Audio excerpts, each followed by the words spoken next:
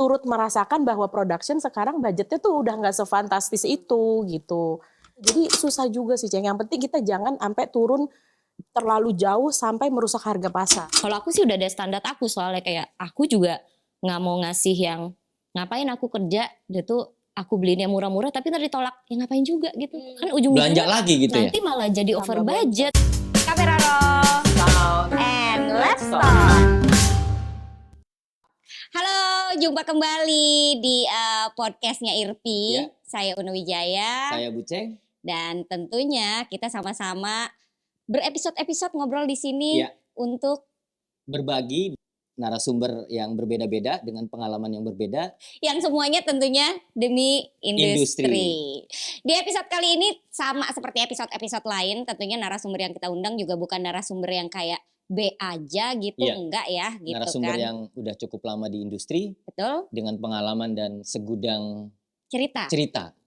Ya. Ini adalah teman-teman dari divisi yang dimana kalau misalkan syutingan harus sering-sering disambangin, Ceng. Iya. Karena informasi datang lebih cepat ke ruangan mereka Betul. ini. Jadi kalau syuting itu kalau di ruangan ini pasti penuh karena banyak gosip-gosip, banyak informasi yang kita nggak bisa dapat di luar, dapatnya di ruangan ini gitu. Ya kan? Iya benar-benar. Ada teman-teman dari divisi makeup dan juga wardrobe stylist. Ada Heidi, halo. Halo, nama aku Heidi. Aku profesional makeup artist untuk kebanyakan TV komersial. Silakan. Saya Didi, wardrobe stylist. Wardrobe stylist. ya. Irit. Karena yang penting kemampuan tangan dalam Berkreasi. Mungkin di antara teman-teman yang menonton podcast kita nih ya, ada yang mungkin pernah bekerja sama dengan kalian, ada juga mungkin teman-teman yang memang baru banget nih, jadi masih meraba-raba siapakah atau sudah berapa lama kan nih mbak-mbak ini? Wah, udah berapa lama sih jadi makeup artist? Kalau aku sebenarnya masih baru sih dari 2018. Karena awalnya untuk industri TVC-nya sih aku udah dari 2007. Waktu itu aku magang sebagai production assistant di 25 Frames. Habis itu jadi line producer, terus mulai start dari 2010 aku join sama Mas Gandhi, namanya Abimel Gandhi, dia director untuk TVC gitu. Nah, semenjak saat itu ya udah aku udah bareng dia terus sampai 2018 waktu aku punya anak kedua gitu. Sampai akhirnya pas anak kedua ini kayak aduh aku capek nih ngurusin director terus gitu nggak? Enggak sih, sebenarnya karena emang nggak seru diproduksi, lebih seru make up. Karena dulu tuh nggak pernah kebayangkan kalau makeup tuh pikiran aku kayak ya udah makeup tuh kayak ya makeup aja gitu kan. Kalau misalkan waktu sama Mas Gandhi kan bener-bener banyak yang diperhatiin, banyak yang aku kerjain dan aku ngerasa kayak produk yang dihasilkan itu job aku juga loh, apa kayak karya aku juga loh gitu kan. Sedangkan makeup kan kayak cuma pelengkap penderita dulu aku pikirnya gitu. Apa kepikirannya make up nggak gaffer atau Awalnya stylist gitu, enggak? awalnya sih sebenarnya karena dari dulunya pun juga aku tuh sering make upin kayak teman-teman sendiri gitu loh. Terus udah gitu kayak nyari job desk apa ya yang tetap syuting juga. Karena aku kan dari sebelum lulus kuliah udah syuting. Jadi nggak bisa kerja, nggak tahu kerjaan lain gitu. Pengen dapat cuan terus ya gitu ya. Sebenarnya sih lebih ke ngobrol sama teman-teman sih kalau aku. Gosip ya. Iya. Gosip lagi. Karena gimana ya, dari Oke. umur 21 udah syuting gitu. Udah gosip. Jadi kayak aku ngerasa tuh aku tua bersama kru-kru ini gitu. Jadi kayak ngebayangin, iya kayak ngebayangin tiba-tiba nggak ketemu lama, terus aku di rumah doang sama anak-anak juga kayaknya sedih aja gitu. Aku ngerasa sebagai perempuan aku juga perlu ada aktualisasi diri aku aja sih sebenarnya. Biar kayak walaupun aku ibu rumah tangga di rumah, tapi aku masih someone loh gitu. Sekarang kalau Didi nih, udah berapa lama Di? Ini juga backgroundnya juga nggak kalah menarik nih. Wah, ini Sepak luar biasa. terjangnya juga nih. Backgroundnya, Boleh diceritain. Didi ini. Aku kalau mulai stylist sih kayaknya hampir sama Heidi ya, tahun 2007-2008. Tapi tadinya tuh aku art director di agensi Agensinya mana? Dilo. Oh, Dilo. Ex anak agensi, anak lo. Iya, tapi waktu itu kayak aku kayak udah nggak mau kerja tetap. Dia tuh ditawarin sama ada CD-nya JWT dulu namanya Jui Kala. Dia nawarin Legend itu. ya? Dia nawarin, mau gak nih lagi ada eventnya Lux, aku disuruh belanjain kayak satu box mobil untuk orang foto-foto kayak gitu. Lalu karena ada TVC-nya, jadi dia bilang ya udah sekalian aja, kalau enggak kamu nge-wardrobe-in TVC-nya. Lalu ya gitu dia akhirnya jadi awalnya deg-degan nggak gitu? Nggak juga, karena nggak tahu juga. Nggak tahu Kayak juga, ya udah mesti go aja gimana, gitu ya. nekat aja karena nggak gitu tahu. Tapi ya dulu kebetulan aku beruntung cukup diajarin sama produser-produser yang emang ngasih tahu aku, dia tahu aku masih bego, tapi dia at least kasih tahu aku stepnya gimana. Jadi aku belajar dengan benar step. Kayak oh ternyata harus reference dulu, oh nggak boleh ngasal beli kayak gitu-gitu sih. Kalau misalkan biar kelihatan TVC-nya bagus, brandnya harus ini, enggak juga ya, bukan Nggak itu ya. juga sih, tapi kadang-kadang emang ada beberapa brand yang kadang-kadang kan kalau kemeja putih ya 100.000 ada, tapi kan 2 juta juga ada ya namanya sama-sama kemeja putih. Kalau kayak meja mungkin ketahuan banget harga yang 2 juta sama 100.000. Kalau baju nggak terlalu kelihatan, tapi emang ada beberapa yang emang harus dibelinya yang 2 juta. Kayak Apalagi walaupun misalnya cuma harus ada kemeja. mereknya gitu ya di depan ini. Iya, kalau Itu enggak yang ya ngebedain mereka ya? Itu yang emang ngebedain. jadi emang harus lihat-lihat aja. Kadang-kadang ada brand yang harus yang mahal, harus yang murah. Oh, tergantung ya. Iya, tergantung Terus- brief juga. Jadi stylist atau jadi makeup artist tuh kita harus punya background nggak sih? Misalnya sekolah di mana Makeup. gitu atau ada pendidikan formalnya nggak sih, Didi, waktu itu? Aku sih enggak ya. Enggak. Maksudnya aku punya taste. Dia tuh karena aku dulu mungkin art director, aku juga udah suka syuting TVC apa segala. Jadi at least kayak aku tahu insight. Ya aku dulu gimana gitu. Jadi aku ngerti lah kalau misalnya permintaan klien kayak apa kayak gitu sih. Tapi kalau base enggak sih. Mungkin Maksudnya aku kali cuman lebih ke tahu kayak taste. kalaupun bisa ada sekolahnya, bisa mungkin kalau yang baru-baru nih mau memulai, mungkin kalau ada sekolah ya bagus, tapi itu Iya. bukan segalanya gitu kali ya. Iya. Karena ternyata pekerjaan pembelajaran yang sebenarnya tuh ada di ketika diproduksi gitu kan sih. Iya, sama kita mau usaha belajar apa enggak aja sih. Soalnya kan setiap job pasti beda-beda Sama tapi challenge-nya. beda gitu ya? Jadi emang ya harus dipelajarin aja satu-satu. Kalau ini gimana? Itu kan sebenarnya kerjaan kita agak kayak harus baca selera orang ya. Jadi kayak agak psikologis juga gitu, kayak oh director ini sukanya, oh kalau klien ini sukanya apa. Jadi kita suka ngeliat realnya mereka dulu Iya. atau suka apa baru Oke. oh ya harus, karena setiap director sama setiap job kan treatmentnya harus beda-beda. Beda-beda ya. Tapi kalau nggak salah dulu Edi sempat sekolah makeup ya. Iya. Karena sebenarnya kalau menurut aku untuk makeup artist tuh agak sedikit berbeda sama wardrobe stylist, karena wardrobe stylist itu kan ya masih kalau orangnya keren ya mungkin taste dia memang udah keren gitu. Asik. Tapi Gitu kalau- di, gitu di. Oke. Terus. Kalau makeup Betul tuh ya. ternyata ada teknisnya gitu, kayak undertone, jenis kulit, tipe kulit, kekurangannya apa, kelebihannya apa gitu. Kayak orang ngerasa kulit kering tuh lebih oke loh ternyata daripada berminyak, ternyata enggak juga. Ada kulit kering yang dehidrasi itu lebih sulit justru olahnya gitu. Jadi kalau menurut aku sih kemarin kan karena waktu sama Mas Gandhi juga aku lumayan sering megang job. Jadi dari situ kan mau nggak mau aku jadi kayak punya standar sendiri untuk gimana ya jadi apa pelajaran-pelajaran aku ke makeup artist yang dulu-dulu kan. Jadi waktu itu aku ambil kursus gitu, memang di Puspita Marta gitu selama 2 bulan. Dan di Oke. situ aku benar-benar belajar apa namanya aplikasi semuanya itu. Cuma memang kan ada beberapa anak-anak sekarang tuh yang suka ngobrol sama aku nanya karena mau jadi profesional makeup artist. Mereka tuh les sama makeup artist lain. Nah, aku nggak suggest itu bukannya karena gimana-gimana ya Mbak. Cuma kayak makeup itu kan trennya berubah. Yang kita perlu tahu itu dari si pelajaran-pelajaran manusianya secara fisiknya. Takutnya kalau yang belajar sama personal makeup artist itu tanpa sekolah, ketika makeup artist itu nanti trennya udah berubah lagi terus Nah, gitu. sebetulnya kalau mungkin teman-teman di produksi gitu bisa merasakan beberapa tahun belakangan ini ada sebuah fenomena besar di dalam produksi, terutama untuk makeup Makeup. artist dan stylist adalah kayaknya banyak sekali klien-klien yang merasa paling tahu, paling paham masalah makeup artist dan juga masalah wardrobe. Iya. Dulu-dulu sih terima aja ya, karena kan beliau-beliau ini tentu udah Expertnya paham, gitu ya. expertnya. Kalau sekarang tuh kayaknya paling diacak-acak ya, ya nggak sih? Paling sering diacak-acak, ya. Iya, Itu soalnya gimana kalau kayak gitu? mungkin karena wardrobe kan paling gampang untuk dikomen ya.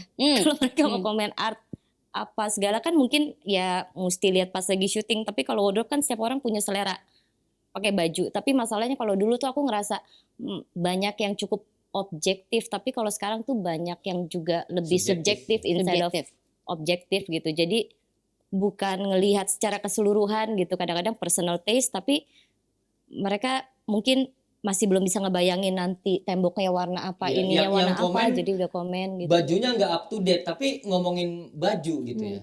Karena aku sering lihat TikTok. Styling gitu. Itu gimana sih? Kalau itu sih nggak tahu, soalnya kan aku nggak ngelihat manusianya langsung ya kalau misalnya ada yang komen, tapi ya itu kalau dulu tuh kan aku misalnya dari dengarnya lebih ke director, karena Indian kan dia yang ngelihat secara keseluruhan kan, dia yang tahu gitu. Jadi aku pasti nanya, itu aku diskusi sama art director, kadang-kadang sama makeup artist juga kayak, ini anaknya kita apain ya? Makanya kadang setelah proses meeting itu ada wardrobe preference, habis itu kan ada proses fitting. Makanya kadang di produksi itu harus bilang, bapak-bapak, ibu-ibu, nanti kita ada proses wardrobe fitting. Nanti kita fitting aja nih looknya kayak gini. Jadi kita harus convince agency klien yang punya komen yang berbeda dengan apa yang kita udah yakin gitu kan, maksudnya kan. Soalnya kan ini kan reference keluar sebelum talent. Kita juga betul. Reference makeup juga kadang-kadang udah keluar sebelum talent. Tiba-tiba kalau talentnya gimana kan kita harus adjust, nggak bisa plek-plek gitu kalau akhirnya nggak masuk sama badan atau sama mukanya gitu. Nah ini sebenarnya mungkin adalah satu skill yang memang harus ditambahkan buat teman-teman di luar sana yang berpikiran mau jadi wardrobe stylist atau mau jadi makeup artist profesional. Karena kalau di produksi TVC gak bisa tuh cuma lihat satu frame. Tugas mereka ini adalah bagaimana caranya bajunya, makeupnya bisa nyambung sama keseluruhan, harus komplimen semua ini kan sama set juga. Gitu. Nah, tapi suka kesel nggak sih kalau tiba-tiba dapat, kayaknya aku nggak mau deh bajunya maunya ini gitu, sering nggak sih belakangan ini sering nggak tapi kan? Sebenarnya sih kalau dari aku tuh, aku lebih main di kayak safe area gitu sih sebenarnya, makanya aku dari segi makeup jarang terlalu ke hit gitu. Dulu banget nih biasanya kalau misalnya kayak PPM gitu kan memang semuanya datang ya. Chief-chiefnya semuanya datang, mau wardrobe, mau make up, semuanya ikutan present gitu kan.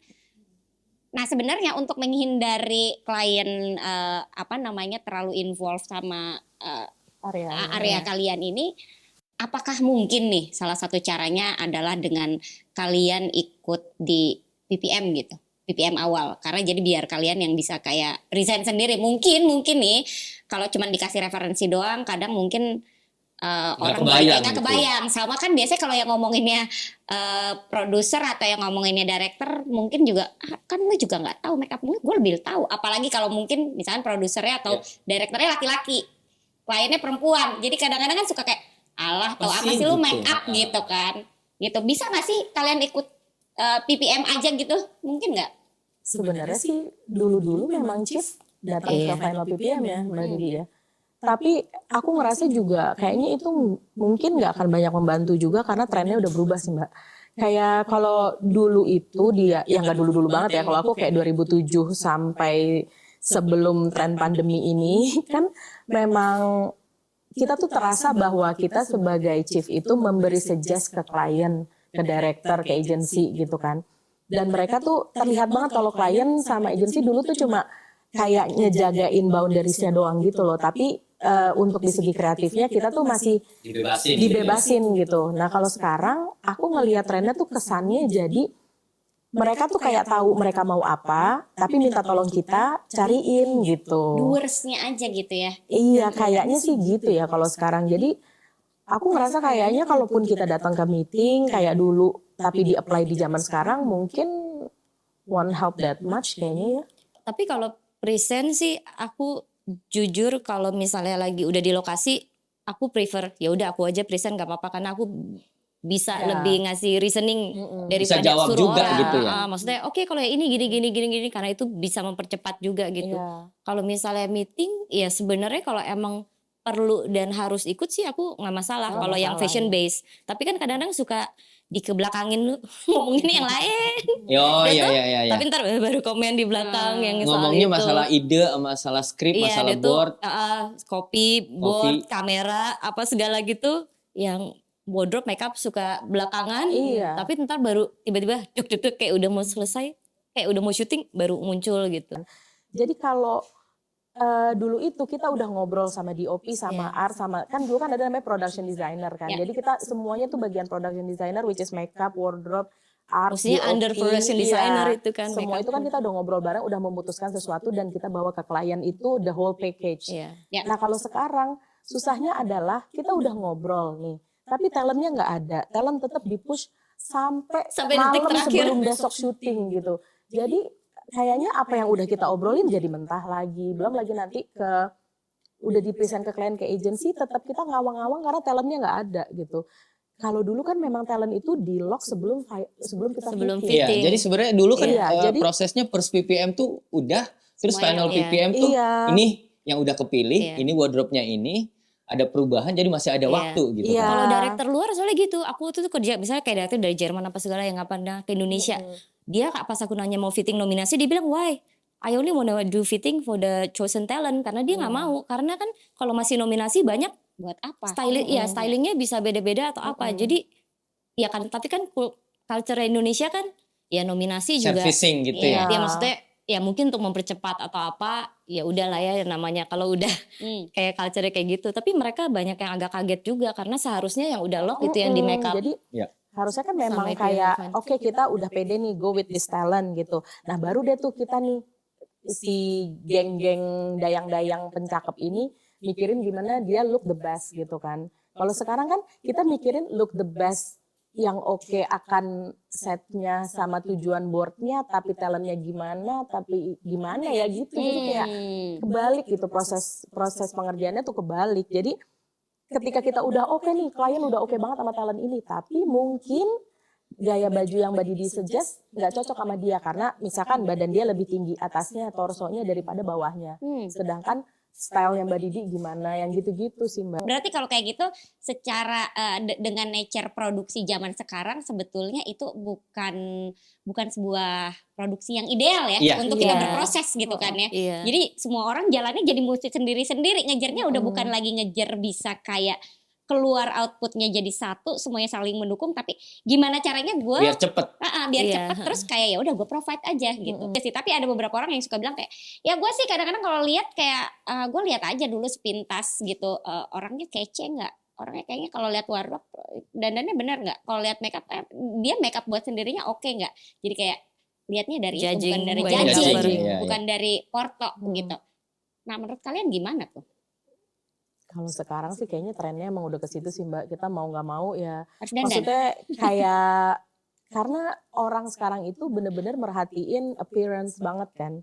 Gitu. Penampilan kayak, gitu ya. Penampilannya tuh diperhatiin banget gitu. Kalau dulu kan memang kayak makeup artist ya bisa jadi paling dekil cuma kayak pakai kaos sama itu karena dia memang akan banyak bergerak kan. Tapi sekarang kalau kita mau stay kayak diri kita sendiri untuk kenyamanan kita, tapi kita nggak representatif sama pekerjaan kita, orang bisa kayak yakin nih dia bisa nih gitu kan, kayak gitu. Karena memang jadi kayak harus tampil di sosial media kadang-kadang gitu. Perlu nggak sih kayak gitu? Sorry, maksudnya mungkin perlu, tapi kalau aku sih nggak peduli ya. Maksudnya nggak peduli ya, ya maksudnya aku kalau mau real ditanya ya udah aku ada. Kita siapin gitu ya. Tapi kalau harus kayak di sosial media, kenapa gitu? Kalau aku nggak tahu, aku ya terserah sih tergantung. Tapi maksudnya gini, kan mau nggak mau kita juga harus melek ya sama harus apa harus jualan gitu ya, harus keep up the trend. Iya, keep up the trend itu ya nggak masalah juga kan, maksudnya kalian emang harus mengikuti dan adaptasi terhadap zaman yang ada gitu kan.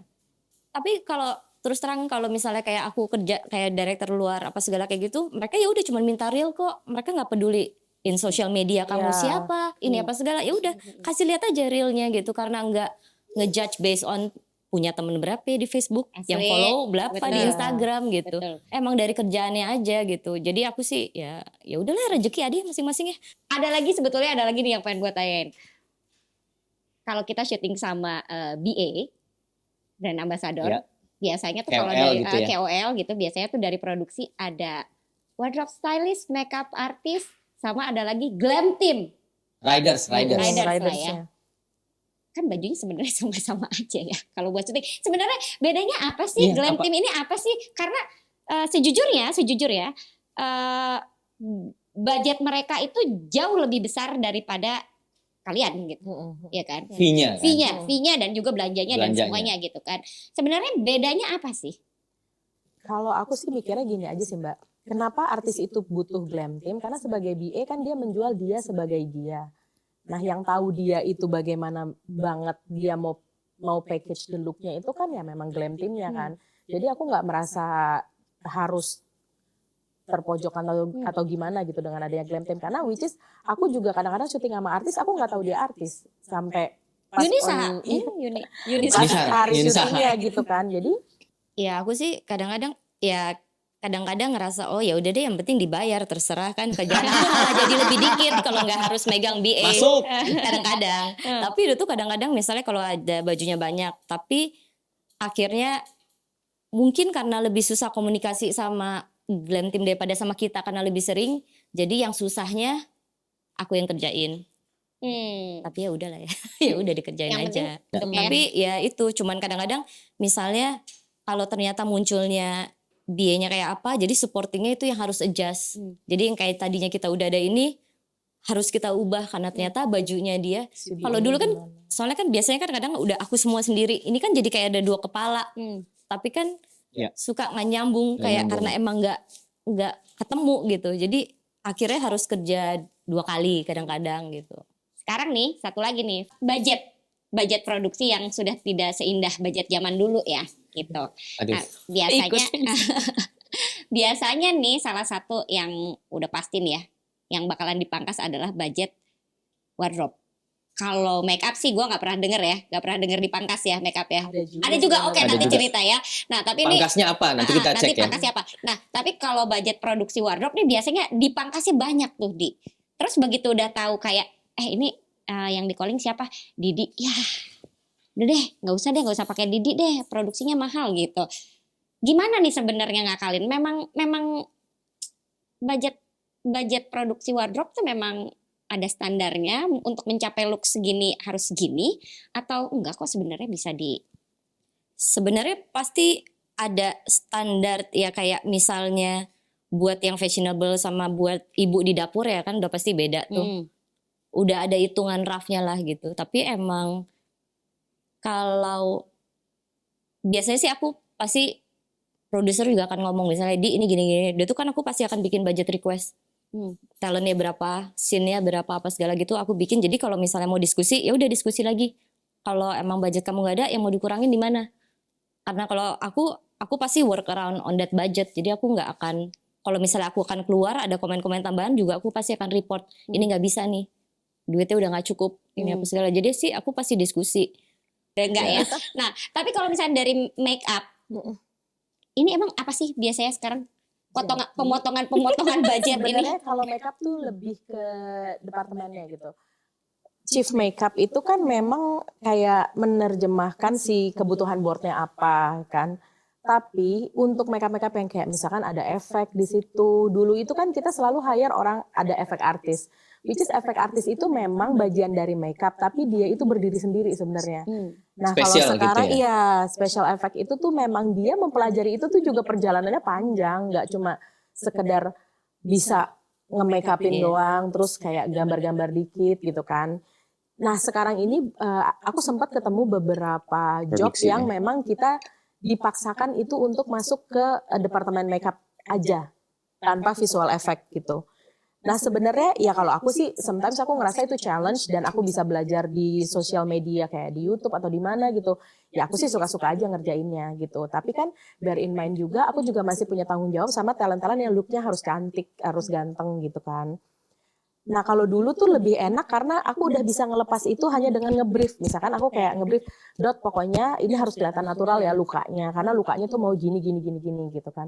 Kalau sekarang kayak sedikit digampangin. Nggak diperhatiin gitu. Iya gitu nggak ya? diperhatiin. Kayak ada beberapa production yang ngerasa, Di cuma bikin jerawat doang udah lu aja deh gitu. Sebenarnya memang ya dipaksain ya bisa juga gitu, oke juga. Cuma gimana ya kayak di dalam hati tuh ada rasanya bahwa kok gue kayak makan jatah orang ya. Karena itu kan ada another department yang seharusnya pekerjaannya itu sebenarnya gitu. Ya kalau jerawat masih oke lah, tapi sometimes luka, kayak luka terbuka gitu, tapi aku dituntut untuk lu aja ya, kita nggak ada budget untuk visual effect.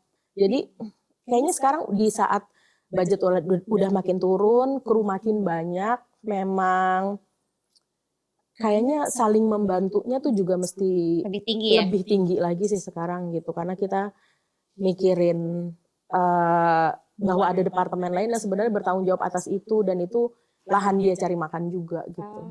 Ya, ini sebenarnya harus diketahui juga oleh teman-teman di luar sana. Ada beberapa yang emang sebenarnya makeup artist ini kalau lo ada sesuatu yang spesial, lo harus hire orangnya yang expert gitu. Iya. Oh, rambut juga Mbak, rambut juga sering. Oh iya. Kayak hair rigging itu ada loh departemen sendiri untuk khusus dia rigging hair.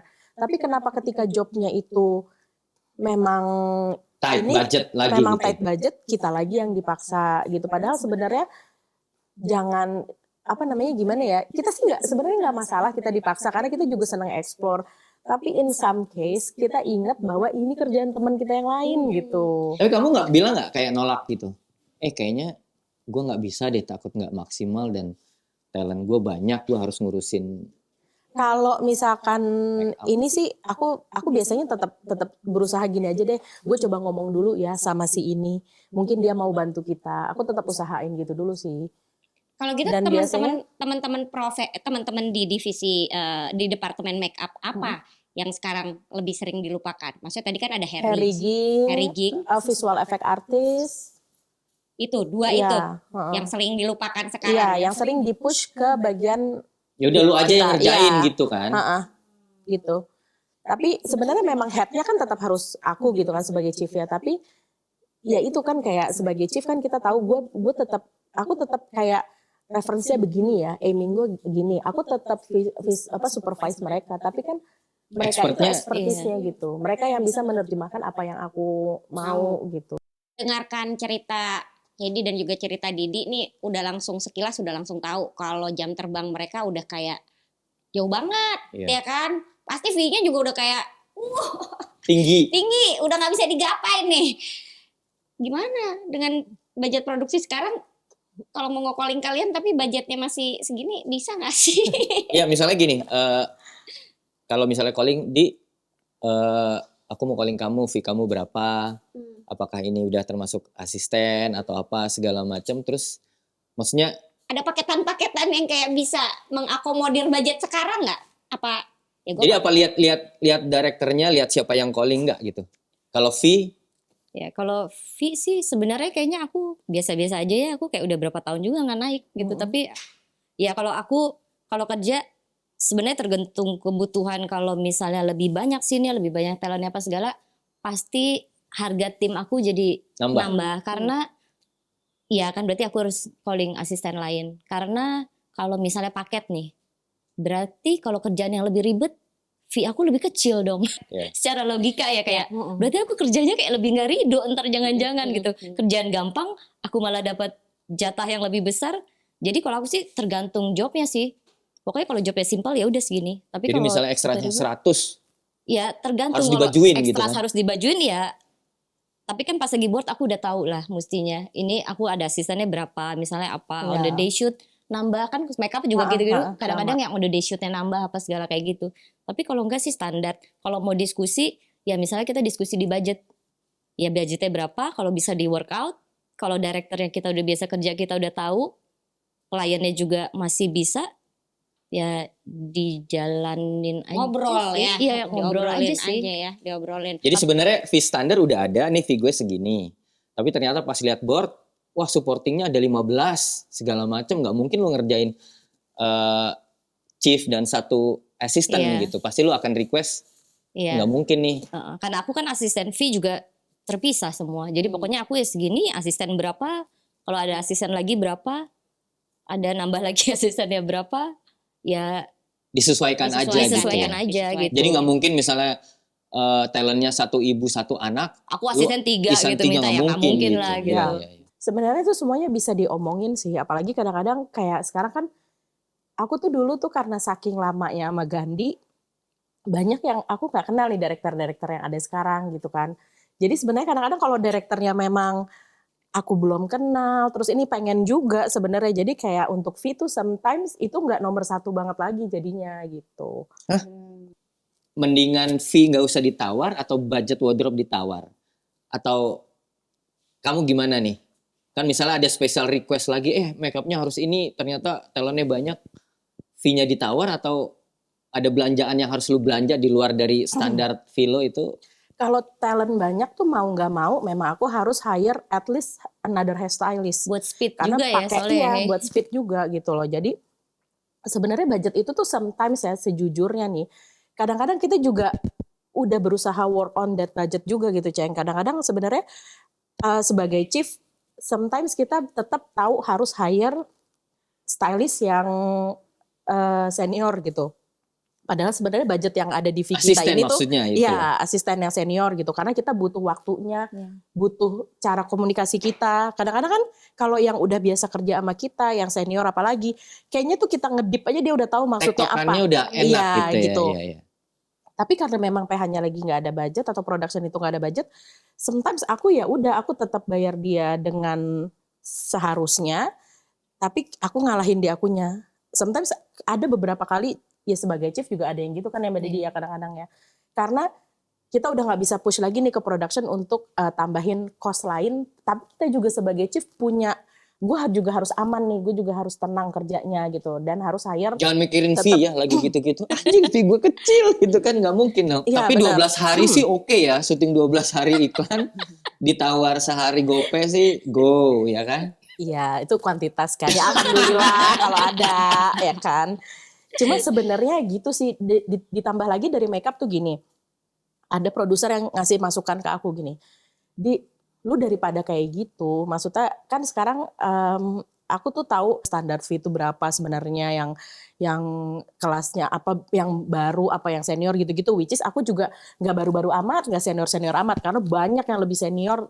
Fee kamu nggak mungkin lebih tinggi dari senior kamu? Ya sebenarnya kayak gitu, tapi sekarang si senior itu pun sekarang tuh juga udah nggak bisa akan itu, Ceng. Nggak bisa naik lagi, udah dak dan gitu dianya pun kadang juga dia malah bisa ambil job yang ternyata di bawah aku gitu. Karena memang balik lagi pertemanan dan knowing kita kayak kita turut merasakan bahwa production sekarang budgetnya tuh udah nggak sefantastis itu gitu. Jadi ya gimana ya, jadi susah juga sih Ceng. Yang penting kita jangan sampai turun terlalu jauh sampai merusak harga pasar. Atau ngobrol di grup gitu. nih gimana gitu kan. Ngobrol gitu. Jadi lu nggak mau kayak ya udah nih budget segini gue pakai yang secondary brand gitu. Third brand. Udah bukan ya. secondary lagi. Iya udah third third sebenarnya. Masalahnya kalau secondary mungkin masih Betty lah ya cara kita aplikasinya aja. Tapi Betty asistennya Gigi. Betty. Tapi kalau udah ke third brand itu yang kayak memang beda loh Mbak, bener beda. Makanya kadang-kadang ada produser yang cerita, kemarin gue syuting sama makeup artis ini, tau gak lu, abu-abu terus gini. Tapi lu jelekin gak yang makeup artis abu-abu itu? Aku tanya dulu, emang fee-nya berapa? Aku nanya gitu, emang fee-nya berapa? Ya lu bayar dia segitu, lu mau aiming lu. You got what you pay ya. Iya. Ya lu bilang jangan larang deh lo. Abu-abu ya terima aja abu-abu, budgetnya juga abu-abu please. Sebenarnya maunya gitu sih, tapi kalau aku bilang ya Kak maklum aja dia aja fee-nya segitu kan dia juga mesti struggle untuk nentuin soalnya produk makeup loh. kan modalnya gede ya. Oh gede banget.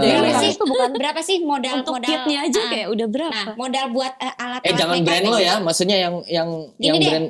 Iya, pokoknya standar kan kita tahu nih, kurang lebih tahu nih ya standar yang tadi sama Edi dibilang ya bukan yang abal-abal lah ya, pokoknya yang bagus di kamera nih. Berapa sih modalnya? Sebenarnya gini, karena aku tuh alhamdulillahnya aku berangkat dari keadaan yang cukup beruntung gitu loh Mbak. Kayak pertama aku nggak pernah jadi asisten dulu sebelumnya. Tapi background aku sebagai produksi itulah yang jadi pegangan aku untuk tahu kayak area-area amannya, safe area dari production ini gitu kan. Jadi waktu aku belanja pun itu udah dalam keadaan aku memang angkanya sekian. Iya, memang bermodal gitu loh. Jadi kayak kalau misalkan tiba-tiba nih aku mau jadi aku bosen gitu, aku pengen jadi makeup artist, berapa modal yang harus aku punya untuk mengadakan makeup di meja itu? Standar iklan ya? Iya, standar iklan. Kalau standar iklan di 2018 dulu itu aku mulai tuh dari sekitar di luar sekolah ya, maksudnya itu cuma si produk aja tuh mungkin sekitar hampir 70-an deh sama. Wow. 70 juta. Ya memang sebenarnya Udah balik modal kan? Udah dong. Udah sih. Ceng, 70 juta nih ya. Jangan sembarangan nih kayak emak gampang nih makeup artist apa segala macem. Yang benar yang akan kelihatan di kamera bagus itu di meja harus ada 70 juta tahun 2018.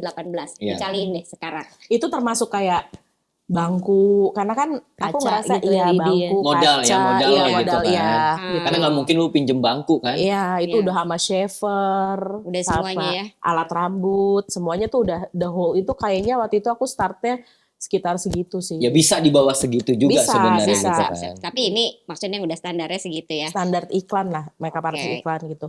Tapi kan ada juga yang belinya kayak punya uang beli lagi, punya uang beli lagi, which is itu lebih nice karena kalian lebih tahu perjalanannya tuh kalian beli produk itu karena apa gitu kan. Dibanding aku dulu yang coba nonton YouTube, oh ini nih oke nih gue beli, ini oke nih gue beli gitu kan.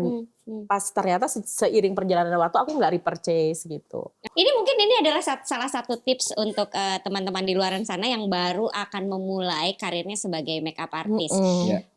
Satu itu ya. Nah, ada lagi nggak mungkin tips yang lain? Sama itu sih, kalau misalkan kalian memang tidak seberuntung aku dulu harus bisa sekolah dulu, at least kalian tuh jadi ini sih Mbak, jadi asisten. Menurut aku tuh jadi asisten tuh memang kayak gimana ya, sekolah yang paling real gitu. Karena kan kalau di sekolah kita masih dikasih tahu sama guru begini kan. Tapi waktunya tuh kita mau ngerjain 3 jam juga tuh guru aja kan. Beda sama kalau kita jadi asisten. Aku ngeliat asisten-asisten itu dari cara dia standby, ngerjain continuity, itu tuh jauh lebih jago loh daripada chief-chiefnya aku ngerasa. Gitu. Dan sometimes asisten itu bukan cuma batu loncatan, ada juga yang memang profesinya dia tuh jadi asisten gitu. Asisten aja gitu, dia nggak mau jadi chief gitu iya. kan. Dan itu susah loh, gimana pagi-pagi aja ada contohnya ya, belum ada perleng, belum ada apa. Harus Itu nyiapin. begitu nyampe lokasi mereka udah mikirin ini, mikirin itu, ngomong ke unit, nih perleng belum ada nih, gini apa AC belum nyala apa. Itu kayak simple things yang tapi perbedaan antara asisten tuh kelihatan banget. That's why kenapa harga fee mereka tuh juga bisa jomplang banget. Gitu. Kalau dari wardrobe Didi, stylist gimana, Di? Yang apa ya? Apa nih? Yang apa ya? Tips-tips atau juga pesan-pesan untuk teman-teman di luar sana yang baru akan memulai baru akan memulai karir sebagai wardrobe stylist. stylist. Ada satu sih menurut gue yang agak susah, yang nggak bisa di-achieve sama semua orang, taste ya. Taste itu bisa sebenarnya bisa dibikin nggak sih, dipelajari nggak sih? Nggak Bisa ya. Di, silakan. Bisa nggak ya? Bisa kali, tapi taste yang being subjektif sama taste being objektif itu aja sih yang mesti dibedain. Kan semua orang pasti punya taste, tapi kan subjektif. Tapi kan kalau kerja kayak gini kita harus being objektif juga sebenarnya, bukan malah subjektif. Kalau kayak misalnya lihat Anna Wintour, dia di editor di Vogue udah dari tahun berapa, mau style tren ganti-ganti, dia looknya tetap kayak gitu. Tapi dia emang ahli di fashion, bukan berarti dia harus setiap tahun ganti gaya gitu secara personal. Tapi dia ngerti gaya punk, gaya gini, tapi dia nggak harus menjadi itu. Gitu. Jadi emang ya subjektif sama objektif itu sih yang harus bisa dibedain ya kalau jadi stylist. Itu harus Kalau jadi dipelajari stylist ya? iklan ya. Oke, Mungkin oke. kalau kayak stylist majalah atau apa kan emang udah ada gayanya dia. Kalau iklan kan kita harus accommodate Iya. director. Abis dari director accommodate agency. Kalau agensinya kompak sama klien. Kalau enggak kan tiarnya ada 3 tuh. Kalau kayak film atau majalah kan udah cuman satu gitu Satu. tiarnya. Iya. Ya itu sih yang emang antara ego, tapi ya bukan berarti nggak boleh inin ego ya. Kita harus tetap punya pendapat. Kalau enggak ngapain juga hire kita, suruh buyer aja. Bedanya buyer sama stylist apa gitu. Jadi emang tetap harus punya pendapat, tapi emang harus ya being objektif aja sih, tahu bisa baca. menempatkan diri. Sama Iya. satu lagi aku mau nambahin. Jadi asisten makeup itu juga ya. Ini yang aku baru realize setelah aku jadi makeup artist. Jadi asisten makeup itu adalah safe area buat kalian dihajar mentalnya tanpa bertanggung jawab. Karena mereka itu ikutan stres juga ketika kita disikat gitu sama klien, sama agensi, sama director. Make up udah berapa lama lagi nih? Iya. Nah itu tuh penting banget karena ternyata ketika kita jadi chief itu tuh masalah mental tuh juga disikat banget di produksi gitu. Nah caranya kalian belajar mental itu supaya mental kalian kuat, terus nggak panik, tahu harus gimana, ngomong sama agency, ngomong sama klien, ngomong sama director. Itu tuh waktu jadi asisten tuh enak banget karena kalaupun lu salah lu nggak akan disalahin, tapi kalau chief lu stres lu akan ikut stres gitu loh. Jadi kayak menurut aku sih pengalaman berharga banget sih kalau bisa jadi asisten. Sayangnya dulu aku nggak mengalami itu gitu. Ya kamu dari sekian akselerasi ya, kamu kelas make up akselerasi yang beruntung. Tapi kan kamu sebenarnya base-nya Heidi adalah production. Jadi tahu lah. Iya. Jadi sebelum dulu jadi PA, tolong tongkrongin make up sama wardrobe ya. Jadi pas director datang, produser datang, make up 15 menit lagi. Talent dulu apa dia gitu kan. Aku, iya lagi kan. meeting. Nongkrongin Didi. Komenin juga. Nongkrongin Didi gini. Hedi, ngapain lu deket-deket gua, sana keluar aja. Gitu. Enggak, kalau aku suruh sini biar cepet. Itu dia. Beruntungnya aku. Yang tadi gini, maksudnya gini Di. Kalau orang yang mau mulai jadi stylist tuh apa sih yang mesti dipunyain gitu?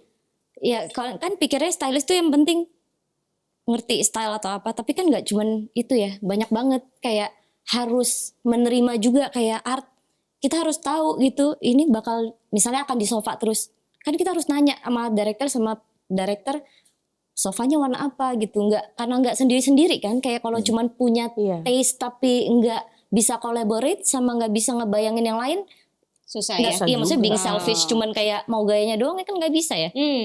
Kalau kayak gitu ya di editorial aja gitu, misalnya majalah atau apa. Kalau di iklan ya semua harus collaborate sama. Jadi mungkin make up pun gitu. Jadi kayak tadi sempat kita sebelum ini ngomong semuanya itu medium shot.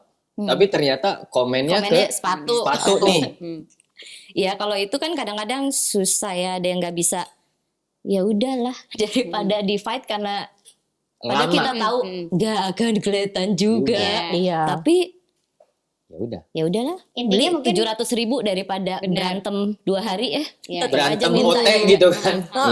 Mungkin sebenarnya kalau misalnya boleh gue simpulkan bahwa pekerjaan untuk memulai karir sebagai sebagai seorang makeup artist atau juga stylist di produksi iklan itu, pertama berarti memang harus punya pengetahuan tentunya masalah styling atau masalah makeup, bisa didapatkan jadi asisten atau enggak bisa didapatkan mungkin lewat sekolah gitu. Kedua adalah jangan lupa karena ini pekerjaan yang melibatkan banyak sekali departemen, harus bisa bekerja sama. Harus banget. Mungkin kalau harus juga belajar at least tahu lampu atau at least tahu warna set, at least bisa baca board atau bisa menerjemahkan kemauan director atau juga visi dari si produksi itu gitu kali ya. Sama satu lagi banyak nanya aja gitu, banyak nanya nggak harus. Kadang-kadang dulu tuh misalnya kadang-kadang ada DOP yang kalau aku tanya itu kayak ngapain sih ini orang nanya mulu? Ya karena aku perlu tahu gitu. Aku perlu tahu warm atau enggak apa segala. Kadang-kadang soalnya ada beberapa director pun ngebriefnya ke aku as simple as aku mau talentnya stand out. Kalau enggak aku maunya talentnya blend in. Ya aku disuruh mikir sendiri aja. Bajunya warna apa atau style apa supaya blend in, mana supaya stand out. Tapi itu kan kita belajar sendiri ya. Jadi enggak yang gue mau warna biru gitu. Tapi emang harus belajar terus aja sih kita. Karena setiap job tuh pasti tantangannya beda-beda ya. Mau berapa belas tahun, berapa puluh tahun pun setiap job pasti kita ada yang kita belajarin gitu. Itu juga yang bikin mereka jangan sotoy lah. Jangan sotoy terus akhirnya karir bertahun-tahun jadi mentalnya juga kebentuk. Sama belajar gitu diskusi, belajar diskusi sama departemen. Kadang-kadang kayak misalkan si Mbak Didi nih udah bilang, Di pokoknya ini bajunya harus biru. Tapi sebenarnya aku tahu, nih dia kalau pakai baju biru ini letak loh Mbak Didi. Karena kulitnya dia warm banget. Jadi nanti birunya tuh kayak stands out banget. Orangnya jadi dekil gitu. Tapi kan sekarang ya gimana, emang brandnya produknya itu. Tapi biru yang macam apa mungkin itu yang masih bisa kita discuss. Itu kan sebenarnya gitu, kan kita bisa, ya Mbak Didi carinya birunya berarti yang warm undertone aja deh. Karena talentnya ini warm banget, kuning banget gitu-gitu. Ada lagi. Tapi gue suka sih satu nih dari Didi, jangan sotoy ya. Jangan sotoy. Sama satu lagi berarti tidak hanya hard skill yang harus dipunyai, tapi juga soft skill ya. Untuk bekerja di industri ini tentunya komunikasi, mau mendengarkan, nggak sotoy dan juga enggak solutif itu adalah sesuatu yang juga harus dipelajari buat teman-teman di luaran sana. Luar biasa nih. Tepuk tangan dong. Boleh ya. Aku suka loh ini mendalam ya. Mendalam ya. Satu hal yang kalau buat gue suka banget ternyata setiap episode di podcast ini selalu memberikan sebuah pengetahuan baru, sebuah insight baru. Buat gue juga iya loh. Kan? Iya. Mudah-mudahan ini juga kerasa sama teman-teman di luaran sana. Betul. Ya kan? Tapi sebelumnya jangan lupa selain ditonton, jangan lupa di-subscribe dulu ya. Dan juga di-follow dulu nih IG kita. Mungkin juga teman-teman di luaran sana kalau belum bergabung sama IRPI, Ikatan Rumah Produksi Iklan Indonesia, mau tahu caranya gimana silakan boleh join aja dulu di Instagram kita adalah irpi.official.